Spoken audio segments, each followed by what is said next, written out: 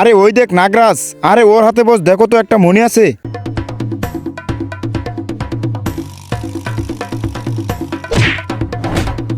আরে নাগমণি আমারে দিয়ে দে বলতেছি, জীবনেও না।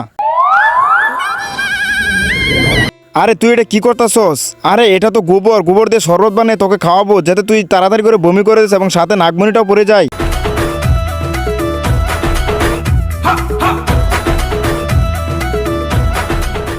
তারপর কি হলো সেটা দেখার আগে তোমরা যারা মহান আল্লাহকে ভালোবাসো ভিডিওতে লাইক করে চ্যানেলকে সাবস্ক্রাইব করে দিবা, যারা লাইক না করবে তাহলে বুঝো তোমরা আল্লাহকে ভালোবাসো না। অবশ্যই আল্লাহর নামটি কমেন্ট বক্সে লিখে যাবা।